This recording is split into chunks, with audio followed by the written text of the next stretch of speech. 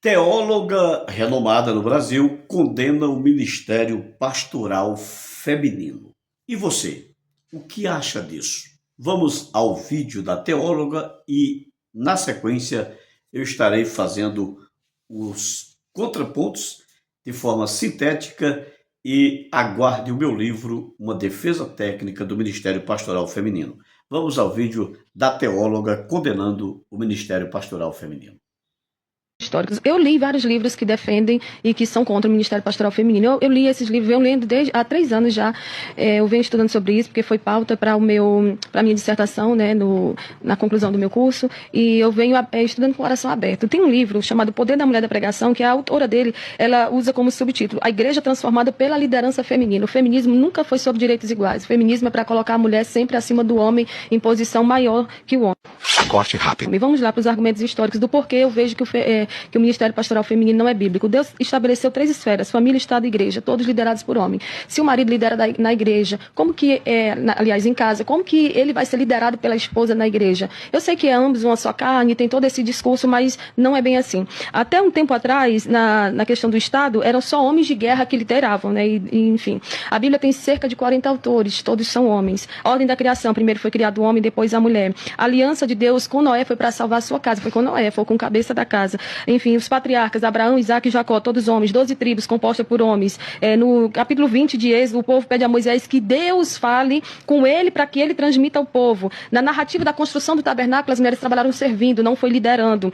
Todas as vai dizer que as mulheres elas ofertavam, não há rainhas liderando Israel, né, exceto a Thalia, que usurpou o trono, né, e fez toda aquela bagunça. As mulheres do Antigo Testamento não eram sacerdotisas, não eram levitas, não serviam no altar. As sacerdotisas que existiam eram de Baal. Por exemplo, a esposa de Isaías era profetisa. A Bíblia fala que era profetisa, mas não há nenhum relato das profecias dela no Antigo Testamento. As 5 mulheres da genealogia foram mulheres que geraram e não pastorearam.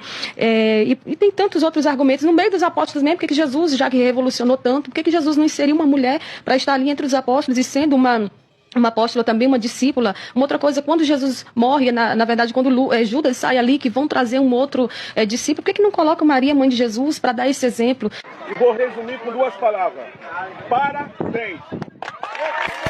Em Apocalipse, que é um livro escrito 95 anos depois do cristianismo, já do início do cristianismo, por que quando a tribo de Dan é substituída, ela vai ser substituída pela tribo de José e não pela tribo de Diná? Temos vários exemplos. Quando Jesus fala o anjo da igreja é homem, ali é uma figura de homem masculina.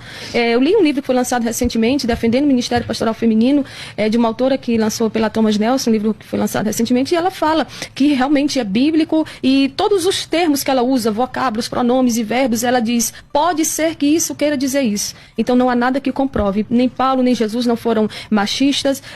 Claro que Jesus não foi, né? Jesus, na verdade, ele fez toda essa revolução, mas não há base nenhuma.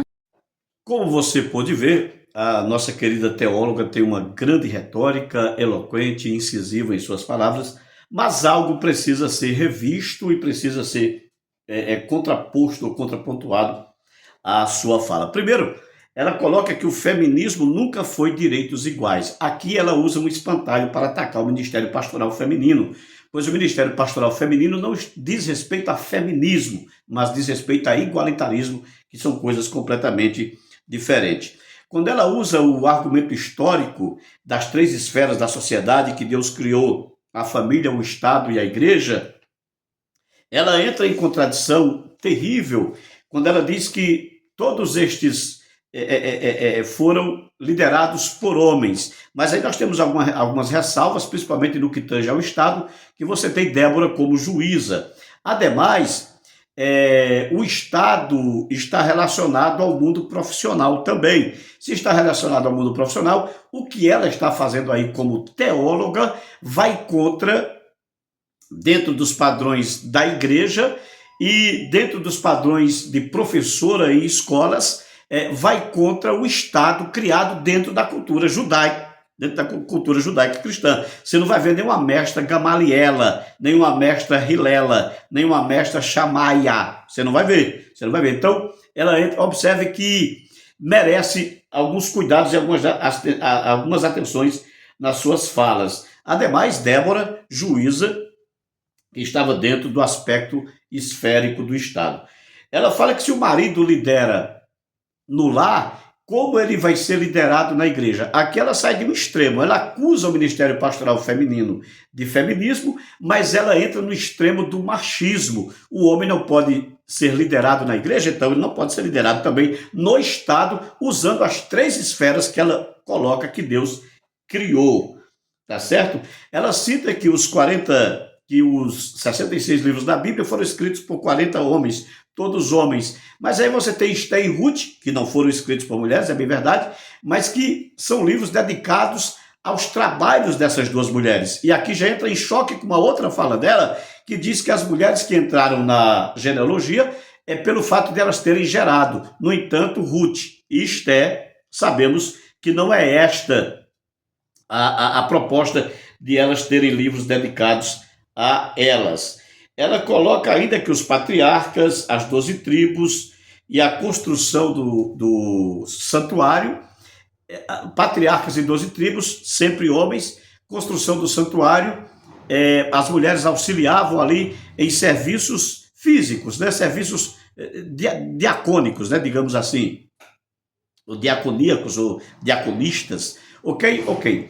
No entanto, mais uma vez, vai contra o que ela está fazendo como teóloga nos grandes debates.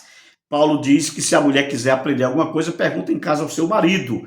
Você não vai ver, assim como no ministério judaico, com muita probabilidade, dentro da proposição que ela está colocando, você não vai ver a mulher tendo o direito de ensinar na igreja, se for interpretar de forma errada, como ela está interpretando, as palavras do apóstolo Paulo.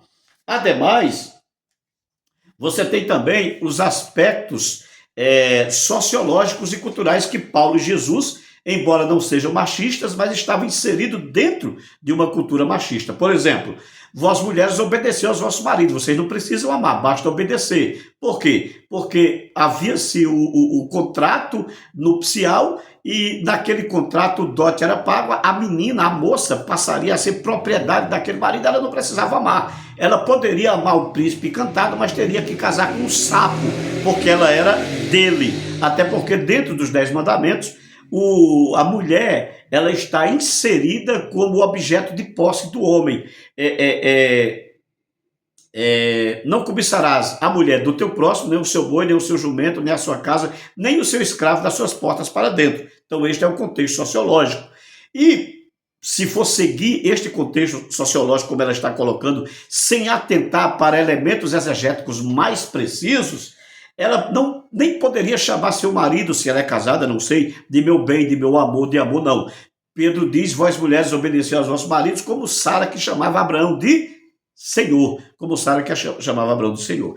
Ela fala que Jesus não colocou apóstolo nem apóstolo, não colocou apóstolas, mas, mais uma vez aí você tem o fator sociológico, histórico e cultural. Ademais, você ainda tem, dentro de certas posturas culturais, Paulo rechaçando, se é que é Paulo, o ministério pastoral feminino, mas por outro lado você tem a apóstola Júnia, que as proposições apresentadas por Augusto Nicodemos e por outros que condenam o ministério pastoral feminino são propostas que não são aceitas, que não são precisas quando elas estão dentro de uma exegese propriamente dita, uma exegese mais acurada. Portanto, aguardem o meu livro, Uma Defesa Técnica do Ministério Pastoral Feminino.